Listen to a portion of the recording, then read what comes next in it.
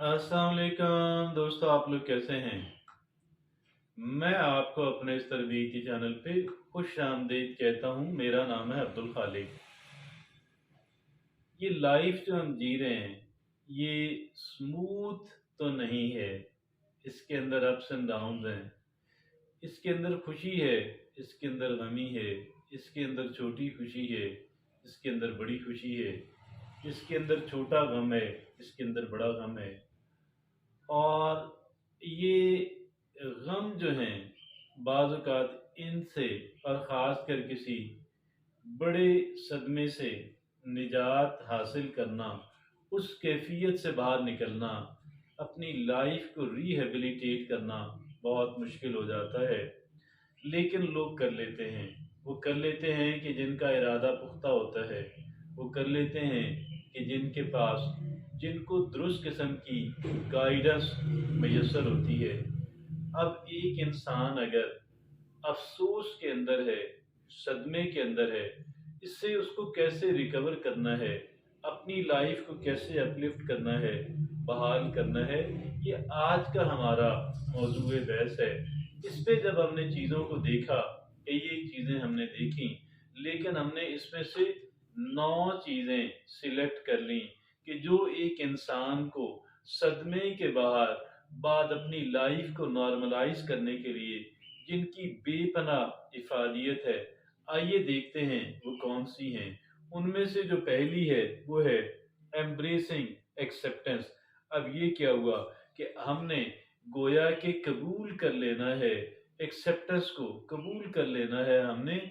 हमने उसको एम्ब्रेस करना है विलिंगली, चाहते हुए। और ये इसका क्या मतलब है? क्या इसका मतलब ये है कि हम अपने हालात के अंदर बेहतरी लाने की कोशिश ना करें, गलत को सही करने की कोशिश ना करें? नहीं, इसका मतलब ये नहीं है। इसका मतलब ये है कुछ चीज़ें कि जो हम तब्दील नहीं कर सकते, हमारे कंट्रोल के अंदर नहीं हैं, उनको आइडेंटिफ़ाई कर लें, उनकी शनाख्त कर लें और उनको एक्सेप्ट कर लें, उनको कबूल कर लें और उसके साथ गोया कि एक अमन का रिश्ता कायम कर लें। अंग्रेज़ी में एक लफ्ज़ इस्तेमाल होता है ट्रूस। तो ये गोया कि हमने अपने उसको अगर हम कबूल नहीं करेंगे, तो वो मुसलसल हमारी लाइफ़ को बर्बाद करता रहेगा। तो अब वो हमारे कंट्रोल के अंदर है नहीं, अब हम उसके लिए कुछ नहीं कर सकते। लेकिन उसे कबूल कर लेना, एम्ब्रेस कर लेना, ये बेहतरीन पॉलिसी है। और जो साइकोलॉजिस्ट हैं, वो इस बात पे मुत्तफ़िक हैं कि ये ज़रूरी है, ये पहली बात है। और जो दूसरी बात है वो क्या है? कल्टीवेटिंग रेज़िलियंस, ये दूसरी बात है।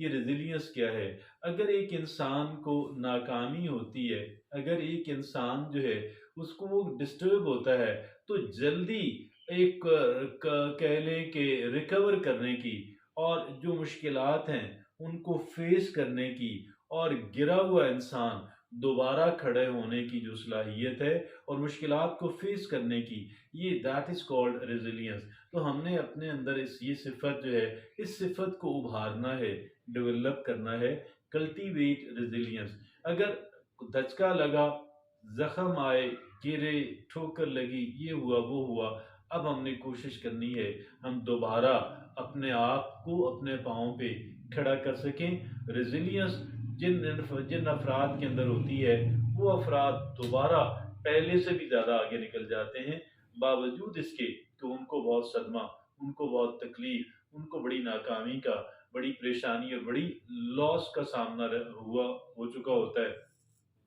तीसरी जो सिफ़त है, वो है हार्नेसिंग ऑप्टिमिज़्म। ये क्या हुआ?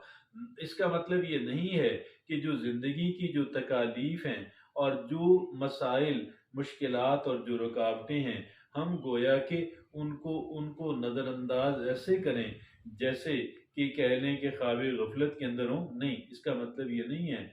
बल्कि इसका मतलब ये है कि जो ज़िंदगी के मुस्बत पहलू हैं, हम जानबूझ के उनके ऊपर फ़ोकस कर लें, उन पे तवज्जो मरकूज़ कर लें और वहाँ से ज़्यादा इस्तिफ़ादा करने की कोशिश करें। तो ये हुआ हार्नेसिंग ऑप्टिमिज्म।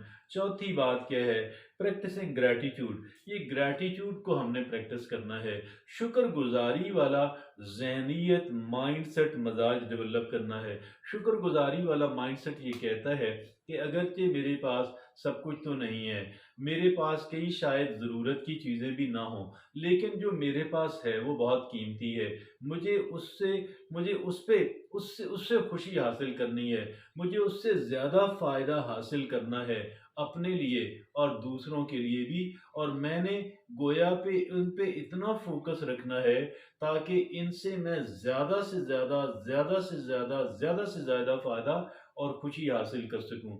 और दूसरी तरफ शुक्रगुजारी का पहलू ये है कि अगरचे मेरी ज़िंदगी में कई एक मसाइल हैं, लेकिन अल्लाह ने मुझे बहुत सारे मसाइल से बचाया हुआ भी तो है, तो मेरी यहाँ पे भी शुक्रगुजार होना बनता है। तो ये चौथी जो सिफत हमने पैदा करनी है वो है ग्रेटिट्यूड। हमने शुक्रगुजारी का रवैया अपनाना है। पांचवा क्या है? Seeking support. हमने हमने क्या करना है?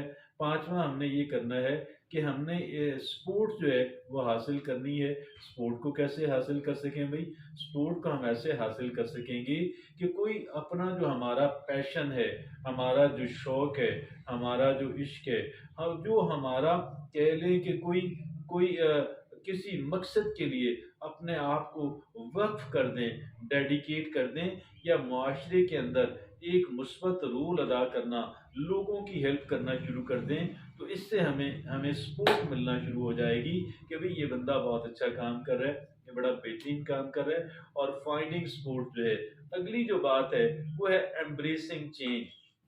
हमने तब्दीली को कबूल करना है, विलिंगली, चाहते हुए, खुशी से। और ठीक है, इसको अंदर दिल से तब्दीली तब्दीली याद रखिएगा। दुनिया के अंदर अगर कोई चीज़ परमानेंट है तो वो सिर्फ तब्दीली है। तब्दीली को कबूल कीजिएगा, ठीक है जी। और ये है embracing change. Change is inevitable. तब्दीली नागजीर है। It's a part of life. ये जिंदगी का हिस्सा है। A constant ebb and flow. देखिएगा, चेंज को फाइट कभी ना करें, चेंज को कबूल कर लें दिल से। और चेंज के मुताबिक अपने आप को एडजस्ट कर लें, तब्दीली को कबूल कर लें। तब्दीली से आज तक कोई फाइट नहीं कर सका है, कोई इस फाइट में जीत नहीं पाया है। तब्दीली नागजीर है। अगली जो बात क्या है वो है नर्चरिंग सेल्फ लव। अपने साथ मोहब्बत करना सीखें। वो एक टर्म इस्तेमाल होती है, सेल्फ कंपैशन।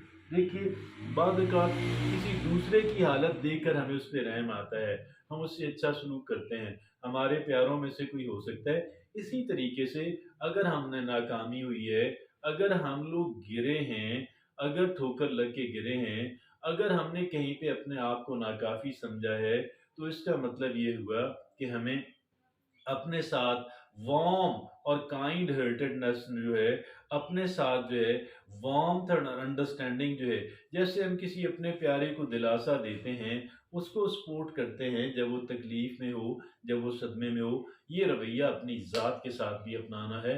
सेल्फ कंपैशन जो है। और अगली जो बात वो क्या है वो है सेल्फ नर्चरिंग सेल्फ लव। और आगे जो आखिरी बात है वो है कीपिंग फेथ। देखिएगा, हाँ, नर्चरिंग सेल्फ लव के अंदर क्या आता है, एक बात और आती है। देखें, हम क्या होता है मुश्किल हालात के अंदर अपने बदतरीन नाकद बन जाते हैं, अपने ऊपर इतनी तनकीद करते हैं, अपने जज बन जाते हैं, अपने आप को बार बार ब्लेम करते हैं। ये बात दुरुस्त नहीं है। इससे इंसान मजीद अपने आप को बहुत ज़्यादा कमज़ोर कर लेता है। हमने सेल्फ कंपैशन वाला, सेल्फ लव वाला रवैया अपनाना है, हम ताकि दोबारा मजबूत हो सकें और फिर उन चैलेंजेस का मुकाबला कर सकें, अपने मकासद के हसूल के लिए जद्दोजहद कर सकें। और आखिरी बात क्या है? Keeping faith. हमने फेथ जो है, अपना ईमान पुख्ता रखें। अल्लाह रब्बुल इज़्ज़त की, मैं अगर सच हूँ मेरे साथ है, हमने कभी भी उम्मीद को लूज नहीं करना। Never lose hope, never lose faith. हमेशा इस बात पे हमेशा इस बात पे तगड़े होके फुल, क्योंकि बहुत सारी जगहों पे इंसान का जो फेथ है, इंसान का जो ईमान है, वो फैसला कुन किरदार अदा करता है, डूबते हुओं को तरा देता है। और जिनके अंदर फेथ नहीं होता, डूब रहे होते हैं, فلائی کر رہے ہوتے ہیں، تیر رہے ہوتے ہیں، ڈوب جاتے ہیں۔